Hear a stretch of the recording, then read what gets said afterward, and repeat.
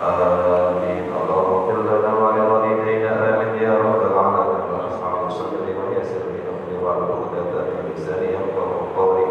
اللهم افتح علينا فتوح العارفين وارزقنا فهم النبي وإلهام الملائكة المقربين برحمتك يا أرحم الراحمين.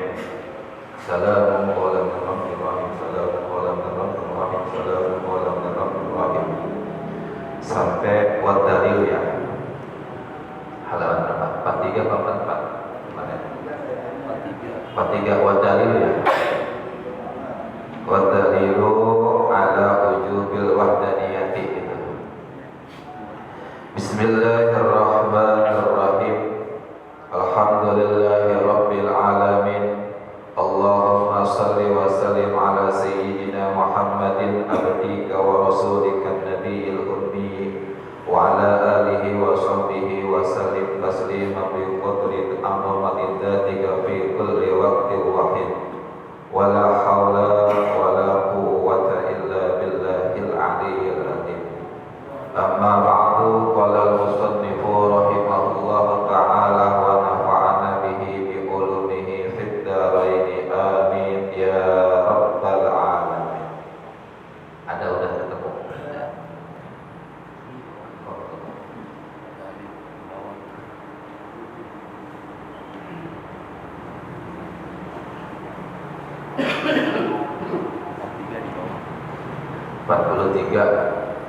Tiga baris dari bawah.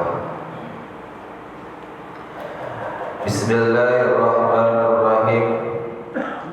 Wadalilu bermula dalil ala wujubil wahdaniyati, atas wajibnya sifat wahdaniyah, wajib lahu bagi Allah Ta'ala, halnya maha tinggi siapa Allah. Itu wujudul alami adalah adanya alam semesta ini. Falau kana, maka apabila ada itu lahu bagi Allah apa sarikun sekutu bil uluhiyati, di dalam sifat uluhiyah, la yakhlu, maka tidak akan kosong apa al-amru perkara ini. Fa imma ayyata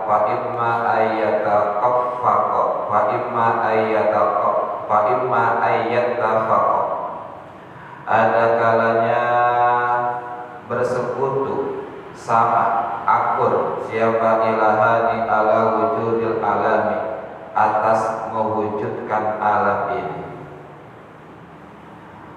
Bi ayyakula, dengan berkata siapa ahaduhuma, salah satu dari dua Tuhan tersebut, berkata ana ujiduhu, akan lapat ana ujiduhu, ana bermula saya itu, ujiduhu akan menciptakan siapa saya akan alam.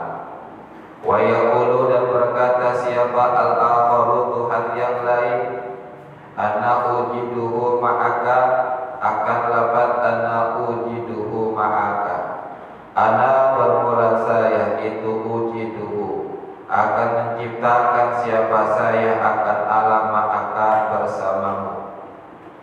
Lita'awana, supaya saling membantu, alai siapa ilahani alaihi, atas wujudul alam. Wa imma ayyakhtalifa, dan ada kalanya berselisih siapa dua Tuhan. Fayaqulu, maka berkata siapa ahaduhuma, salah satu dari dua Tuhan, ana ujidu al-alam, akan lapat ana ujidu al-alam, ana bermula saya itu, ujidu akan menciptakan siapa saya, al-alama akan alam, bi kudrati, dengan sifat kudratku. Wa yaqulu, dan berkata siapa al-akharu Tuhan yang lain, ana uridu adama wujudihi, akan lapat ana uridu adama wujudihi, ana bermula saya itu, uridu menghendaki siapa saya adama wujudihi, akan tidak adanya alam ini. Sampai situ dulu. Masih berbicara tentang sifat wahdaniyah. Jadi wahdaniyah itu ada tiga, ada wahdaniyah fil dzat, ada wahdaniyah fis sifat, ada wahdaniyah fil af'al. Wajib kita meyakini bahwasanya Allah Subhanahu wa taala itu esa, itu tunggal pada zatnya, tunggal di semua sifatnya, dan juga tunggal di semua perbuatannya. Apa dalil yang menunjukkan bahwasanya Allah Subhanahu wa taala itu disifati dengan sifat wahdaniyah? Bukti yang menunjukkan bahwasanya Allah itu esa, indikasi yang menunjukkan bahwasanya Allah itu hanya satu. Maka di sini dikatakan wa dalilu ala wujudil wahdaniyati lahu ta'ala wujudul alam. Dalil yang menunjukkan bahwa Allah Subhanahu wa taala itu esa adalah adanya alam semesta ini, adanya langit, adanya bumi, adanya makhluk, adanya surga dan makhluk-makhluk Allah yang lain. Itu menjadi dalil, menjadi bukti bahwasanya Allah itu esa, Allah itu satu. Kenapa? Kalau kana lahu syarikun, artinya apabila Allah itu memiliki sekutu, apabila Allah itu ada dua, kita nggak usah ucap Allah. Apabila ada dua Tuhan, apabila ada Tuhan yang sama dengan sifat ketuhanan Allah, dengan sifat uluhiyahnya Allah, atau dengan sifat ketuhanannya Allah Subhanahu wa taala, la yahlu al-amru, maka tidak akan kosong, maka pasti akan terjadi perkara yang akan disebutkan nanti. Artinya bagaimana? Andai kata di alam semesta ini ada dua Tuhan, pertama kemungkinan dua Tuhan tersebut akan saling sepakat, saling bahu-membahu untuk menciptakan alam semesta. Paham gitu ya? Yang kedua, kemungkinan dua Tuhan tersebut tidak mau saling membantu. Mereka akan saling mengalahkan. Yang A, Tuhan yang pertama ingin menciptakan bumi, Tuhan yang kedua tidak ingin adanya bumi, maka dihancurkan ini bumi oleh Tuhan yang kedua. Tuhan yang kedua sebaliknya ingin menciptakan langit, kemudian Tuhan yang pertama tidak ingin adanya langit, dihancurkan langit oleh Tuhan yang kedua, oleh Tuhan yang pertama. Maka langit dan bumi tidak akan pernah ada. Paham itu ya? Jadi andai kata dua Tuhan itu saling bersekutu, saling membahu, saling membantu, saling kerja sama dalam menciptakan alam semesta ini, itu sama saja menunjukkan sifat kelemahan dari masing-masing Tuhan. Artinya apa? Andai kata Tuhan A ingin menciptakan bumi dan Tuhan B menciptakan langit, secara tidak langsung berarti Tuhan B tidak bisa menciptakan bumi dan Tuhan A tidak bisa menciptakan langit. Berarti Tuhan A ada sifat kelemahannya. Demikian pula dengan Tuhan B akan ada yang namanya sifat kelemahannya, yaitu sifat ajzu. Kenapa? Karena yang namanya sifat Tuhan, yang namanya Tuhan itu harus golaba, mutlak, harus mengalahkan secara mutlak. Dia kagak mau ada yang mengalahkan kehebatan dari dirinya, daripada zatnya. Itu namanya Tuhan. Tuhan itu harus kudrat, harus maha kuasa, mampu menciptakan sesuatu yang belum ada menjadi ada, bahkan belum ada contoh sama sekali. Jadi yang kedua, andai kata ada dua Tuhan di alam semesta ini, ya, opsi yang kedua kan, kalau yang pertama mereka saling kerjasama. Nah, kerjasamanya mereka itu menunjukkan sifat lemahnya Tuhan tersebut. Gak usah jauh-jauh. Orang melakukan kerjasama, kontrak kerjasama, berarti antara si A dengan si B memiliki kelebihan dan kekurangan masing-masing. Benar begitu?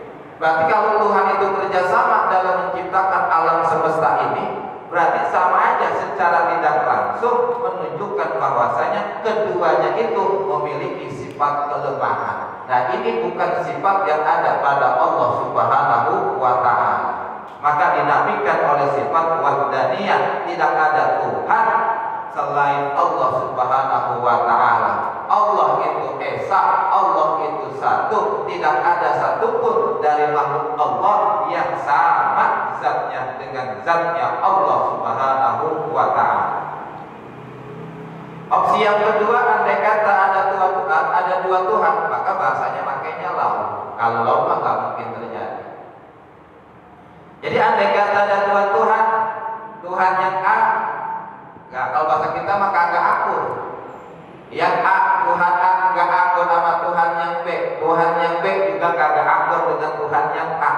Tuhan A ingin menciptakan langit, Tuhan B kagak mau adanya langit, maka langit yang telah diciptakan oleh Tuhan A dihancurkan oleh Tuhan B.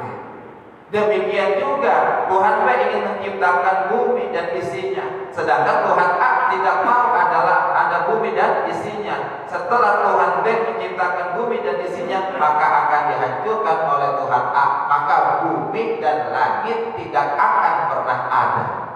Nah, adanya alam semesta ini, adanya langit, adanya bumi menunjukkan bahwasanya Allah itu satu, Tuhan itu satu. Siapa? Allah Subhanahu wa Ta'ala.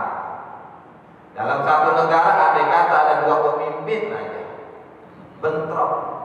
Gak usah negara, dalam satu kampung aja ada dua RT umpamanya.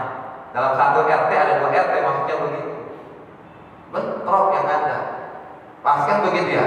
Yang satu bagian yang lain mendukung yang A, satunya lagi mendukung yang B, pasti bentrok kayak begitu. Dalam satu negara pun demikian. Andai kata dalam satu negara ada dua presiden, maka negara tersebut tidak akan pernah rukun. Pasti akan terjadi yang namanya perang saudara. Demikian juga andai kata di alam semesta ini ada dua Tuhan, maka Tuhan yang pertama dengan Tuhan yang kedua tidak akan pernah rukun. Karena yang namanya Tuhan itu ya mutlak, dia harus bisa mengalahkan apapun yang ada di hadapannya, harus paling menang, harus paling perkasa, harus paling segala-galanya dari yang lain. Andai kata dia kalah, maka dia bukan Tuhan. Tuhan itu harus seperti itu.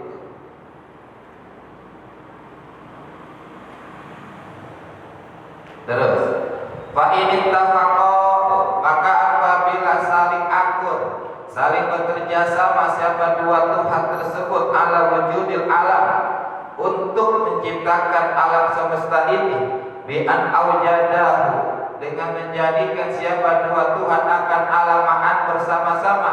Di dua Tuhan kerjasama menciptakan langit, contohnya bareng-bareng menciptakan langit. Wa wujida bi fi'lihima, dan diciptakan itu alam bi fi'lihima dengan pekerjaannya, dengan perbuatan dari dua Tuhan tersebut. Lazima, maka akan lazim mesti apa? Istima'ul mu'assiraini, kumpulnya dua zat yang saling memberikan bekas ala asarin atas satu bekas, wahidin yang satu, wahwa, dan kumpulnya dua zat dalam dua zat yang memberikan pengaruh terhadap satu zat yang dipengaruhi itu muhal, adalah mustahil. Jadi andai kata ada dua Tuhan, ini ngomong andai kata ada dua Tuhan di alam semesta ini, dan dua-duanya itu sepakat dah kita kerjasama. Ini menurut pikirannya orang-orang awam ya, enak kalau ada Tuhan mah kerjasama, pikiran kita. Tapi Tuhan mah nggak mau yang namanya begitu. Yang namanya Tuhan itu harus ghalabah mutlaqah. Ya udah kerjasama, kita menciptakan langit bareng-bareng, kita menciptakan bumi bareng-bareng, kita menciptakan bintang, surga, neraka, dan yang lain-lainnya bersama-sama. Maka menciptakan sesuatu yang satu dikerjakan oleh dua orang itu sesuatu yang mustahil. Sebagaimana kita nulis satu garis dengan menggunakan dua pulpen, bisa nggak kira-kira? Dua pena dalam satu waktu yang sama dan satu tempat yang sama. Dua pulpen kita tulis untuk kita menggaris satu garis lurus dengan menggunakan dua pulpen, bisa nggak bersama-sama bareng-bareng? Enggak bisa. Itu perkara yang mustahil. Kenapa mustahil? Andai kata ada dua pulpen, kita tulis satu garis bersama-sama, pasti ada yang lebih dahulu, ada yang belakangan. Pasti begitu kan? Ada yang duluan, ada yang belakangan. Nah, itu terjadinya menjadikan satu perkara, menciptakan langit bersamaan, itu perkara yang mustahil. Enggak mungkin bisa. Sebagaimana kita menulis garis, kita menulis di atas kertas dengan menggunakan dua pulpen dalam satu waktu yang sama dan tempat yang sama secara bersamaan, itu pun perkara yang mustahil. Enggak bisa. Pasti ada yang duluan dan ada yang belakangan. Pasti begitu kan?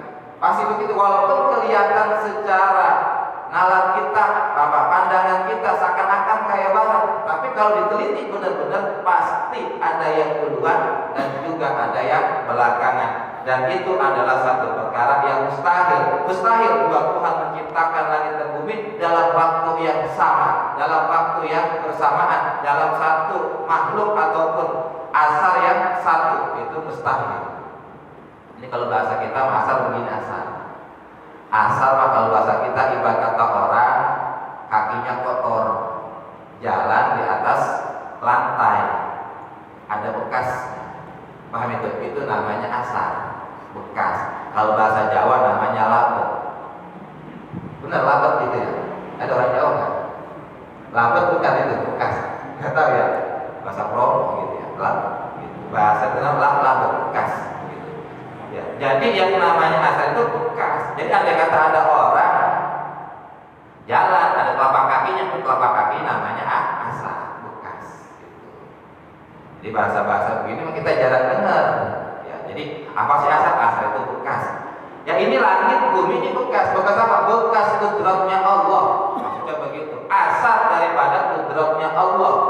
Langit ini adalah asal dari sifat kudratnya Allah. Bumi yang kita pijak ini adalah asal ataupun bekas dari kudratnya Allah Subhanahu wa ta'ala. Asal daripada pukulan kita biru di pipi kita, di biru biru, itu namanya asal. Kita dipukul sama orang, ada biru di pipi kita, itu biru yang ada di pipi kita namanya asal atau memar. Memar yang ada di pipi kita itu namanya asal, bekas dari sebuah pukulan. Nah, langit bumi ini adalah asal daripada sifat kudratnya Allah Subhanahu wa ta'ala. Itu asal. Jadi kalau saya ngomong bekas, kita pahamnya beda. Benar ya? Bekas dikata kayak mobil bekas, baju bekas, bukan. Maksudnya bekas makanya tadi itu kita jalan ada telapak kaki kita, itu namanya bekas asal. Kalau bahasa orang-orang suka ziarah, petilasan. Paham begitu ya? Ini petilasan Raja Siliwangi, maksudnya mah pernah diduduki, pernah ditempati, dipakai ibadah mungkin oleh Raja Siliwangi, itu namanya petilasan. Wa ini talafa, dan apabila saling berbeda pendapat atau saling berselisih siapa dua Tuhan, fala yakhlu, maka tidak akan kosong. Artinya selalu ada imma ayyan fada, ada kalanya itu meneruskan apa murad, terjadi apa muradu ahadihima, salah satu kehendak daripada dua Tuhan, aula yang pada atau tidak terjadi. Andai kata ada dua Tuhan di alam semesta ini dan keduanya ini saling berselisih, saling bersitegang, saling bermusuhan, tidak akur gampangnya, kagak pada akur. Yang A sama yang B ini kagak akur. Maka kemungkinan yang akan terjadi apa yang dikehendaki oleh salah satu dari mereka itu ada yang terjadi, ada yang tidak terjadi. Fa'in nafada, maka apabila terjadi apa muradu ahadihima, apa yang dikehendaki oleh salah satu dari dua Tuhan, dunal akhari, tidak Tuhan yang lain, karena maka ada apa allazi Tuhan lam yanfat, yang tidak bisa terjadi apa muraduhu, kehendaknya itu azizun, Tuhan yang lemah. Jadi begini, andai kata di alam semesta ini ada dua Tuhan, ada satu Tuhan dia punya kehendak pengen menciptakan langit, ternyata ada itu itu langit. Maka ketika langit itu ada, Tuhan yang pertama menciptakan langit, langit ini ada. Maka Tuhan yang kedua tidak bisa menghilangkan langit atau menghancurkan inilah langit. Berarti tidak bisanya Tuhan yang kedua menghilangkan atau meniadakan adanya langit yang telah diciptakan oleh Tuhan yang pertama, menunjukkan bahwasanya Tuhan yang kedua ini tidak mampu menghilangkan apa yang telah diciptakan oleh Tuhan yang pertama. Maka Tuhan yang kedua ini adalah lemah. Kalau Tuhan yang kedua ini lemah, maka Tuhan yang pertama ini juga sama memiliki sifat lemah atau ajz. Sama-sama lemah. Ibarat kata kita sama-sama manusia, memiliki kelemahan dan juga kelebihan. Semuanya kayak begitu. Kalau andai kata si Zaid punya kelebihan, maka si Umar pun akan memiliki kelebihan. Kalau si Umar memiliki kekurangan, maka si Zaid pasti memiliki kekurangan. Kenapa? Karena sama-sama hawadis, sama-sama makhluk Allah Subhanahu wa ta'ala, punya kelebihan dan kekurangan. Nah, andai kata Tuhan tadi yang pertama menciptakan langit, terjadi langit, ada ini langit dan tidak bisa dihilangkan oleh Tuhan yang kedua, maka Tuhan yang kedua secara tidak langsung menunjukkan sifat lemahnya. Berarti kalau Tuhan yang kedua ini lemah, berarti Tuhan yang pertama juga lemah. Paham itu? Ngerti enggak? Buyut ya? Terus waqad faradna, dan telah memperkirakan siapa kita, annahu bahwasanya Tuhan itu musawin sama fil uluhiyati, di dalam sifat uluhiyah. Ini maksudnya andai kata yang namanya Tuhan itu memiliki sifat uluhiyah, sifat ketuhanan yang sama.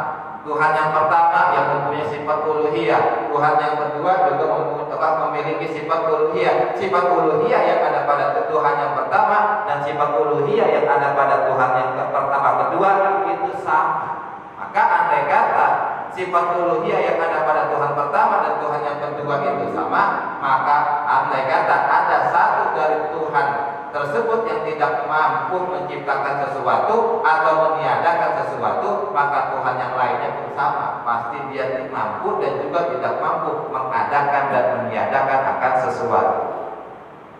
Liman bagi zat nafada yang menciptakan, murad atau nafada yang meneruskan atau yang menjadikan muraduhu apa muraduhu, nafada yang terjadi apa muraduhu, kehendaknya siman, kehendaknya itu Tuhan.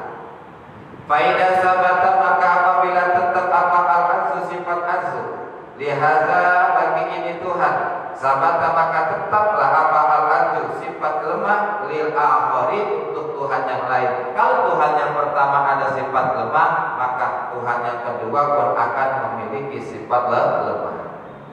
Wa illam yanfad, dan apabila tidak terjadi apa muraduhuma, kehendak keinginan dari masing-masing dua Tuhan, karena maka ada siapa dua Tuhan itu ajizaini, lemah keduanya, wa ala kullin, dan atas setiap sesuatu sawaun, itu sawaun sama. Ittafaqo, baik sepakat itu dua Tuhan, awil talafa ataupun mereka saling berbeda pendapat. Yastahilu, maka mustahil apa wujud sayyin, adanya sesuatu minal alam, dari ini alam, di annahuma, karena sesungguhnya dua Tuhan ini tafaqo, apabila sepakat siapa dua Tuhan ala wujudihi, atas adanya alam, yalzamu, maka melazimkan apa istima'ul mu'assiraini, akan terkumpulnya dua zat yang saling memberikan bekas, ala asarin, atas bekas, wahidin yang satu. Jadi andai kata Tuhan ini kerjasama bareng-bareng, maka itu perkara yang mustahil. Kenapa? Enggak mungkin kita mengerjakan satu perkara yang sama di waktu yang sama. Enggak mungkin. Sebagaimana kita tidak mungkin menulis dengan menggunakan dua pulpen dalam waktu yang sama dan tempat yang sama. Itu mustahil. Inna fada, maka apabila terjadi apa muraduhuma, kehendak atau iradah dari dua Tuhan tersebut, wazalika, dan itu apa namanya terkumpulnya dua zat yang saling membekaskan, itu muhalun, mustahil. Jadi kumpulnya dua Tuhan artinya terjadinya sesuatu yang satu, terjadinya langit dan bumi diciptakan oleh dua Tuhan dalam waktu yang bersamaan, itu adalah sesuatu yang mustahil dan tidak akan pernah terjadi. Fala yata'atta artinya tidak mudah abatan bidu muradihima menjadikan atau terjadinya kehendak dari dua Tuhan tersebut. Fala yahusu maka tidak sah apa ayyul jada ditemukan atau diciptakan apa syai'un sesuatu minal alamin dari ini alam hina izin, andai kata itu gak gampang. Jadi begini, andai kata ada dua Tuhan dan mereka mengerjakan satu, ya katakanlah langit dan bumi, dia mengerjakan langit, ingin menciptakan langit, ini dua Tuhan sama-sama ingin menciptakan langit, atau dua Tuhan ini sama-sama ingin menciptakan bumi dalam waktu yang sama, itu perkara yang mustahil. Artinya mustahil nggak mungkin ada, nggak mungkin terjadi. Nah sekarang yang kita lihat, langit ini ada, bumi ini ada, berarti menunjukkan bahwasanya Allah itu satu, Tuhan itu satu, yaitu Allah Subhanahu wa Ta'ala. Adapun yang lain yang dianggap Tuhan itu bukan Tuhan, hanya dipertuhankan oleh mereka yang menganggap itu adalah Tuhan. Tuhan yang hakiki, Tuhan yang hakikat, yang hakiki adalah Allah Subhanahu wa Ta'ala. Dan Allah itu sifatnya adalah wahdaniyah. Wahdaniyah bisa artinya tidak ada Allah yang pertama, tidak ada Allah yang kedua. Wahdaniyah di sifat artinya di semua sifat-sifatnya Allah hanya ada satu, tidak bercabang. Dan wahdaniyah fil af'al artinya apapun yang kita lakukan itu karena digerakkan oleh Allah Subhanahu wa Ta'ala. Tidak ada satupun dari makhluk Allah Subhanahu wa Ta'ala yang memiliki af'al ataupun perbuatan. Kita tidak bisa bergerak, kita bergerak yang digerakkan oleh Allah. Kita tidak bisa berjalan, kita berjalan yang dijalankan oleh Allah. Kita tidak bisa bekerja, kita bekerja yang dikerjakan oleh Allah Subhanahu wa Ta'ala. Kita nggak bisa sholat, kita sholat yang digerakkan sholat oleh Allah Subhanahu wa Ta'ala. Itu yang dimaksud dengan wahdaniyah fil af'al. Tidak ada satupun dari makhluk Allah yang memiliki perbuatan sebagaimana yang dilakukan oleh Allah Subhanahu wa Ta'ala. Kaya-kayanya mah kita sholat keinginan kita, kaya-kaya. Benar ya? Bahasa kaya-kayanya kan berarti kaya. Benar. Jadi seakan-akan kita sembahyang karena keinginannya kita ingin sembahyang. Padahal kita sembahyang, kita ngaji, kita kerja, kita ibadah dan yang lain-lainnya itu semuanya digerakkan oleh Allah Subhanahu wa Ta'ala, khairihi wa syarrihi minallah. Itu kesimpulan itu, Pak. Oh, berarti nanti kalau andai kata ada orang berbuat maksiat, dia digerakkan oleh Allah Subhanahu wa Ta'ala, maka diatur oleh sana. Artinya ketika orang melakukan kebaikan, maka sandarkanlah kebaikan itu kepada Allah Subhanahu wa Ta'ala. Kita bisa sholat karena saya digerakkan sholat oleh Allah Subhanahu wa Ta'ala. Saya bisa manakibah, saya bisa baca ratib, saya bisa ngaji. Ini semua karena saya digerakkan oleh Allah Subhanahu wa Ta'ala, dikuasakan untuk melakukan itu semua. Paham begitu? Berapa banyak orang pengen ibadah, berapa banyak orang pengen ngaji, berapa banyak orang pengen bertobat, karena belum digerakkan oleh Allah Subhanahu wa Ta'ala. Bisa nggak kira-kira dia tobat? Enggak bisa. Disitulah baru kita paham bahwasanya ada yang namanya wahdaniyah Allah Subhanahu wa Ta'ala. Kalau memang kita punya yang namanya af'al, kalau kita lagi ke puncak, kita kedinginan, kita menggigil, geget badan kita begini, kira-kira bisa nggak kita diemin tangan kita yang geget tadi? Bisa nggak kira-kira? Kita lagi di puncak kedinginan, menggigil tangan kita, badan kita menggigil karena saking dinginnya. Bisa nggak kira-kira kita untuk tidak menggigil? Nggak bisa. Disitulah menunjukkan menggigilnya kita itu karena memang digerakkan oleh Allah Subhanahu wa Ta'ala. Kita kagak bisa apa. Sadar nanti kalau paham wahdaniyah maka kita sadar. Nah, ketika kita melakukan kemaksiatan atau kita berbuat maksiat atau melakukan kesalahan, maka sandarkanlah kesalahan itu pada diri kita. Ini masalah saya. Walaupun secara hakikat tidak dalam hati saya melakukan ini ya karena memang digerakkan oleh Allah Ta'ala. Tapi secara syariat kita harus mengatakan saya ini salah, melakukan perbuatan dosa, melakukan kemaksiatan. Maka setiap kesalahan kita sandarkan, kita balikan kepada diri kita. Kalau kebaikan kita sandarkan kepada Allah Subhanahu wa Ta'ala. Tujuannya apa? Tujuannya agar tidak timbul kesombongan di dalam diri kita. Kalau kita menyandarkan kebaikan pada diri kita, nanti timbulnya sombong. Kita merasa kita orang yang soleh, kita merasa kita orang yang ahli ngaji, kita merasa kita orang yang ahli zikir, kita merasa kita orang yang ahli kebaikan. Padahal itu semua digerakkan oleh Allah Subhanahu wa Ta'ala. Kita nggak punya apa. Paham itu? Maka kalau dalam kitab-kitab yang lebih tinggi lagi, dan ngapain minta pahala kepada Allah Subhanahu wa Ta'ala? Ya, kita minta pahala ibadah kita selama di dunia. Nah, sekarang ketika kita ibadah, siapa yang ngegerakin kita? Allah. Terus ngapain kita makin minta pahala kepada Allah kalau Allah yang menggerakkan kita? Maka kita masuk ke surga bukan karena amal ibadah yang kita kerjakan selama di dunia, tapi kita masuk surga karena rahmatnya Allah, karena sifat fadlnya Allah Subhanahu wa Ta'ala kepada kita. Dan orang masuk ke neraka bukan karena sifat adilnya Allah. Udah semestinya orang yang bermaksiat di dunia dimasukkan ke dalam api neraka. Orang yang berbuat baik di dunia dimasukkan ke dalam surga. Kita masuk bukan karena amal ibadah ataupun pahala yang kita kerjakan selama di dunia, tapi kita masuk ke dalam surga karena kita mendapat rahmat dari Allah Subhanahu wa Ta'ala. Maka nanti akan timbul yang namanya sifat janis bagi Allah Ta'ala nanti yang ke-21, sifat janis.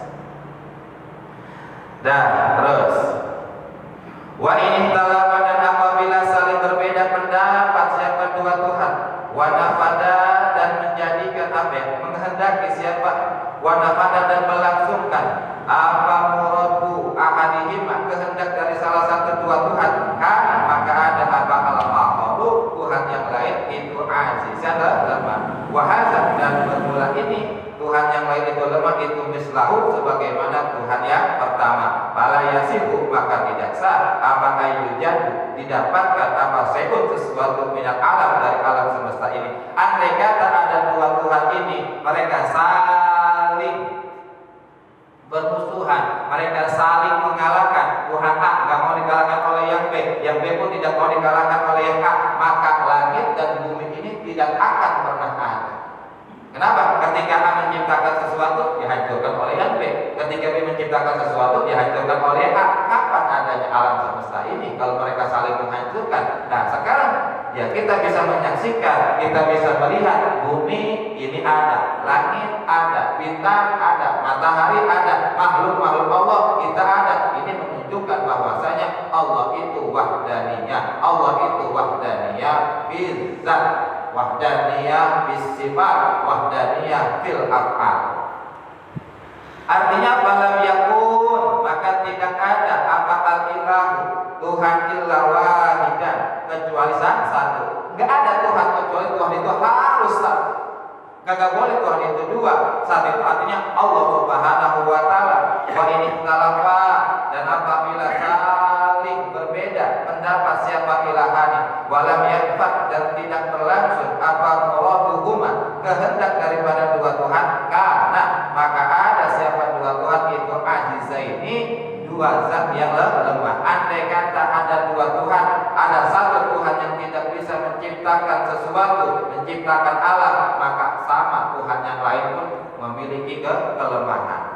Falam yaqdiro, maka tidak kuasa siapa dua Tuhan ala wujudi syai'in, atas menciptakan alam ini. Minal alam, yaitu dari alam. Wal alam, sedangkan bermula alam itu mewujudun ada, sedangkan alam ini ada. Langit ada, bumi ada, kita ada. Bil musyahadati, dengan kenyataan, bil musyahadati, dengan kenyataannya ada. Kita menyaksikan dengan mata kepala kita. Langit ada, bumi ada, makhluk Allah ada. Fasabata, maka tetap apa annal ilaha, bahwa sesungguhnya Tuhan itu wahidun satu. Di sini menunjukkan adanya alam semesta, menunjukkan bahwasanya Tuhan itu hanya satu, yaitu Allah Subhanahu wa ta'ala. Bahwa dan Tuhan itu satu, itu al-matlubu, yang dituju, yang dimaksud. Wujudul alam, maka bermula adanya alam semesta itu dalilun, adalah dalil ala wahdaniyatihi, atas wahdaniyahnya Allah Subhanahu wa taala, atas esanya Allah Subhanahu wa taala, atas tunggalnya Allah Subhanahu wa taala.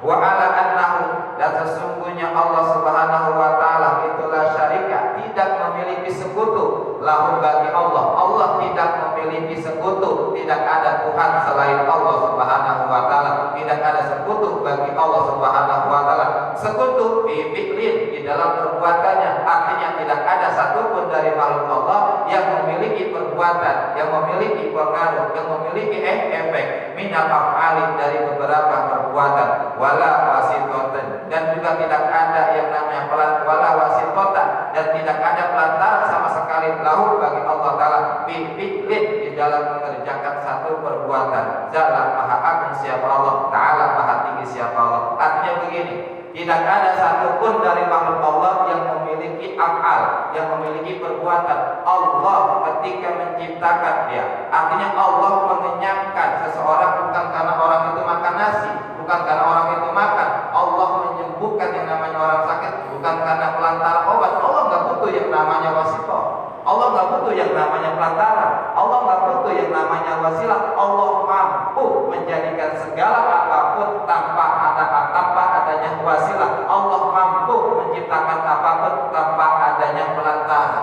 Nah, kenapa kita nggak langsung aja minta kepada Allah Subhanahu wa taala? Kalau memang nasi nggak bisa mengenyangkan, kenapa kita harus makan nasi? Kalau memang obat tidak bisa menyembuhkan, kenapa kita harus minum obat? Itu disyariatkan oleh Allah taala, disuruh kita berwasilah, disuruh kita bertawasul. Jangan hanya langsung kepada Allah taala.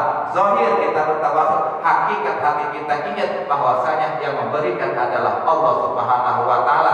Zahir kita bekerja, hakikat yang memberikan rezeki adalah Allah Subhanahu wa taala. Itu cukup ada di dalam hati kita. Jadi zahirnya kita tetap yang namanya berwasilah, bertawasul, ya kita makan, tapi jangan meyakini nasi yang memberikan kenyang. Kalau kita sakit ya kita berobat, tapi jangan meyakini bahwasanya obat yang menyembuhkan. Tetap di dalam hati kita meyakini yang menyembuhkan adalah Allah Subhanahu wa taala. Allah memperlakukan hukum ada, walaupun hakikatnya dari Allah Subhanahu wa taala, tapi ada yang namanya hukum ada. Hukum ada itu hukum kebiasaan. Biasanya orang kalau lapar dia makan kenyang. Biasanya orang kalau sakit dia minum obat sembuh. Itu namanya hukum adat, diberlakukan oleh Allah Subhanahu wa taala. Api memang tidak bisa membakar. Nabi Ibrahim tidak terbakar oleh api, tapi jangan coba-coba kalau kebakaran kita masuk ke dalam api nggak bisa membakar. Ya, yang bisa membakar Allah Subhanahu wa taala. Kita ujuk-ujuk masuk ke dalam kobaran api mati. Benar, tetap kita berwasilah, pakai pakaian yang aman ya. Hakikat yang membakar adalah Allah. Itu keyakinan kita di dalam hati kita. Paham itu? Yang ngasih rezeki Allah. Tetap kita perlu bekerja usaha. Allah ketika ngasih rezeki nggak butuh yang namanya wasitoh, nggak butuh yang namanya wasilah. Bisa aja langsung Allah kasih begitu aja bisa. Allah ketika mengenyangkan seseorang yang lapar, nggak butuh yang namanya wasitoh atau wasilah untuk mengenyangkan. Sekaligus Allah bisa mengenyangkan makhluknya Allah tanpa harus merasakan lapar kembali, bisa. Tapi itu enggak begitu. Allah taala ada yang namanya hukum ada langsung banyak nanti itu lanjutannya di kitab-kitab yang lain. Kalau kita nggak sampai nggak dijelaskan. Begitu tetap kita berwasilah, tetap kita melakukan yang namanya syariat. Lapar ya kita makan, haus ya kita minum. Kalau kita pengen selamat naik motor ya lebih hati-hati, jangan ngebut. Kalau kita pengen kagak kebajak ya jangan deket-deket orang yang main golok. Ya tetap yang namanya golok kagak bisa melukai. Orang bukan karena Allah Subhanahu wa taala, karena Allah mengizinkan. Kalau nggak diizinkan mah tidak bisa. Kalau kita melukai, ujuk-ujuk kita bacok tangan kita. Dia modal kita. Paham begitu? Dia berdarah. Itu ada yang namanya hukum ada. Paham begitu? Kadang ada kan orang ngomong, udah nggak usah pakai wasilah, nggak usah pakai tawasulan, langsung minta aja kepada Allah Subhanahu wa taala. Karena Allah sanggup memberikan yang namanya ya apa yang kita inginkan, apa yang kita kehendaki tanpa harus bertawasul. Kalimatul haq wa muridul batil, kalimat yang benar. Tapi yang dimaksud dari kalimat itu salah. Benar, memang yang namanya kita Allah mampu memberikan sesuatu tanpa adanya wasithah. Allah mampu memberikan segala sesuatu tanpa adanya wasilah. Tapi Allah memperlakukan hukum adat, hukum alam kalau bahasa kita. Ada yang namanya hukum alam. Hukum alam itu ya sebab musabab. Di mana ada api, di situ ada asap. Di mana ada nasi, kita makan, di situ ada kenyang. Itu namanya hukum adi. Nah, hukum adi ini enggak baku.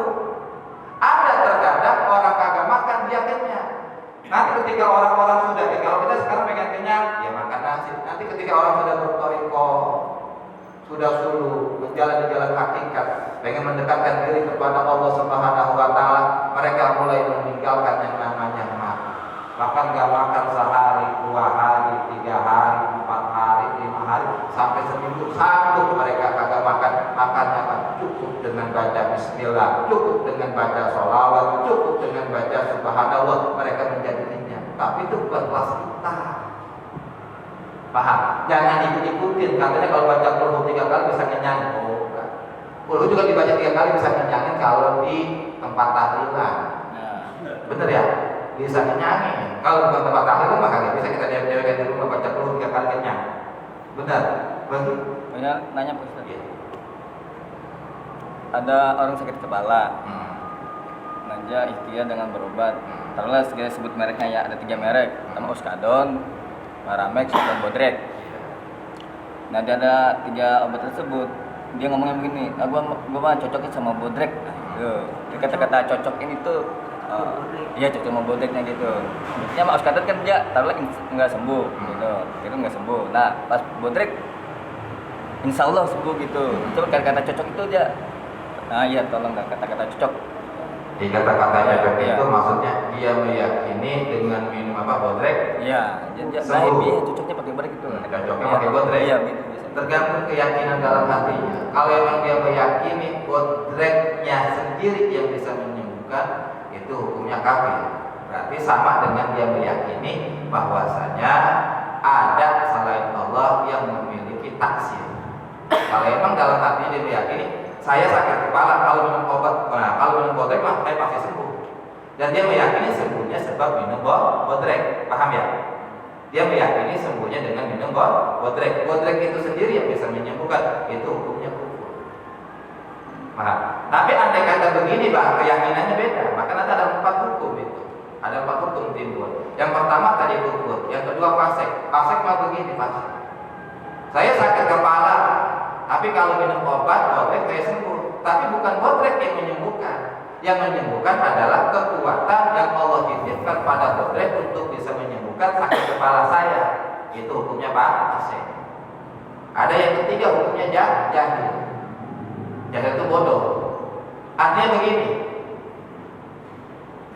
Saya sakit kepala, kemudian saya minum obat, sembuh. Saya yakin yang menyembuhkan Allah Subhanahu wa taala, tapi kalau saya kagak minum obat saya nggak bakal sembuh. Kalau saya nggak minum obat saya nggak bakal sembuh. Itu namanya jahil. Orang bodoh. Paham? Itu namanya talazum akli.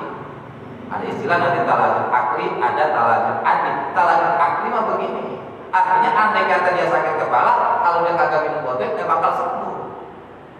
Dia yakin yang menyembuhkan Allah Subhanahu wa taala, tapi antara sakit dengan sembuh itu harus ada yang namanya minum obat. Di mana-mana ada obat Bodrek dia minum, maka kesembuhan ada. Ya, kalau nggak minum Bodrek maka dia nggak bakal sembuh sakit kepalanya. Paham itu? Itu namanya talazum akli, itu hukumnya jahil. Yang keempat, hukumnya adalah ya mukmin yang selamat. Jadi begini, kalau mukmin yang selamat, dia sakit kepala, kemudian dia minum obat Bodrek, kemudian dia sembuh. Dia meyakini bahwasanya yang menyembuhkan adalah Allah Subhanahu wa taala. Sedangkan obat hanyalah pelantara. Ini mah hanya hukum adat, hukum adat. Biasanya kalau orang sakit dia minum obat Bodrek sembuh. Bukan berarti kalau orang sakit kagak minum obat Bodrek dia nggak bakal sembuh. Ini hanya talajum adi, kebiasaan adat hukum alam aja. Tapi yang namanya hukum alam kadang-kadang suka keluar dari horibul adat, dari kebiasaan. Biasanya kalau dia minum obat botek sembuh. Nah, ini dia minum obat botek agak sembuh, ganti oskadon baru sembuh. Itu namanya talajum adi. Kalau dia memilih tidak minum obat, kalau dia karena sakit kan dia menyembuhkan Allah. Gua nggak minum obat, nanti Allah kasih sembuh. Nah itu gimana kalau? Begitu. Dia nggak mau minum obat gitu. Padahal dia yakin Allah yang menyembuhkan. Gitu. Cukup jauh dengan minum air putih aja gitu. Iya. Jadi dengan minum air putih yang dibacain gimana? Ya, Al-Fatihah ada. Air putih biasa, air putih yang dibacain syariatnya. Ya. Air putih dengan Al-Fatihah ada. Al-Fatihah. Berarti itu namanya syariat juga, cuma syariat batiniah.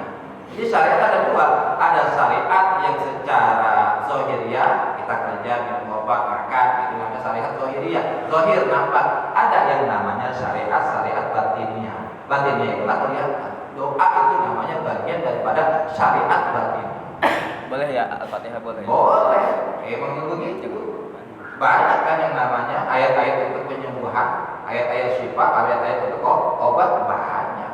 Nggak apa-apa kita baca tetap itu namanya syariat, tapi syariat batiniah, bagian doa itu mah nggak apa-apa tetap namanya syariat. Ini mah dia kagak udah sakit berobat kagak nggak mau berobat sama sekali, baik secara zahir baik secara batin kagak mau sama sekali, dia mati maksiat. Walaupun dia yakin dan menyembuhkan Allah Ta'ala, tapi dia meninggalkan syariat. Lain mah, jangankan makhluk kayak kita, makhluk sekelas Nabi sakit berobat kagak? Berobat ya? Berobat. Nabi lapar makan kagak? Makan. Nabi haus minum kagak? Minum. Itu sekelas Nabi masih bersyariat. Apalagi kita, Nabi bukan, Kiai bukan, wali bukan, santri bukan. Emang orang kagak jelaskan bintang begitu ya? Iya. Benar begitu. Sakit kagak mau berobat, mati maksiat. Walaupun dia yakin yang menyembuhkan Allah Subhanahu wa Ta'ala, tetap maksiat. Tetap kita kudu yang namanya bersyariat maka syariat bagian daripada ibadah, kita niatkan ibadah. Bisa jadi wajib nanti itu syariat. Kalau memang dengan minum itu dia bisa sembuh, kudu minum. Kalau sakit harus minum obat, enggak harus minum obat dalam arti begini. Kalau sakit, tapi tadi dikatakan kalau sakit, intinya obatnya boleh, dan diyakini boleh, tapi memang berjalan pada Allah. Itu kan syariatnya kita harus kan berobat gitu. Iya, jadi tetap yang namanya kita sakit, kita mau dapat duit, mau dapat ini, kudu ada yang namanya syariat. Tadi saya katakan ada yang namanya adatullah, hukum adatnya Allah, hukum apa? Hukum alam itu berlaku tetap. Kalau kita pengen kenyang ya kudu makan, kita pengen seger ya kudu minum, kita pengen sembuh ya kita kudu berobat. Tapi hati kita meyakini itu semua terjadi atas kehendak dan izin dari Allah Subhanahu wa Ta'ala. Ini mah hanya sebatas syariat doang, enggak punya efek, enggak punya taksir sama sekali. Yang menyembuhkan, yang mengenyangkan adalah Allah Subhanahu wa Ta'ala. Itu nanti ada lanjutannya itu. Paman ittaqoda, kasih gitu. Wallahu a'lam bishawab. Mudah-mudahan taklim kita pada malam hari ini mendapatkan ridho dari Allah Subhanahu wa Ta'ala. Apa yang menjadi doa kita, ya kita mudah-mudahan dikabul oleh Allah Subhanahu wa Ta'ala. Anak-anak kita dijadikan anak-anak yang soleh dan solehah, keluarga kita jadi keluarga yang sakinah mawaddah warahmah. Urusan kita dimudahkan dan digampangkan oleh Allah Subhanahu wa Ta'ala. Bi barakatikum bil Quran al-Fatihah. A'udzu billahi minasyaitonir rajim. Bismillahirrahmanirrahim. Alhamdulillahi rabbil alamin arrahmanir rahim maliki yaumiddin. Iyyaka na'budu wa iyyaka nasta'in. Ihdinas siratal mustaqim. Siratal ladzina an'amta 'alaihim ghairil maghdubi 'alaihim waladdallin. Bismillahirrahmanirrahim. Alhamdulillahirabbil alamin. Allahumma shalli ala sayyidina Muhammad wa ala ali sayyidina Muhammad. Allahumma ighfir lana wa li walidayna wa li masyayikhina wa li muallimina wa li jami'il muslimin wal muslimat wal mu'minina wal mu'minat al ahya'i minhum wal amwat. Allahumma iftah 'alaina futuhal 'arifin wa rizqna rahmat nabiyyin wa ilhamal malaikatil muqarrabin bi rahmatika ya arhamar rahimin. Rabbana hab lana min azwajina wa dhurriyyatina qurrata a'yun waj'alna lil muttaqina imama. Rabbana atina fid dunya hasanah wa fil ibadah wa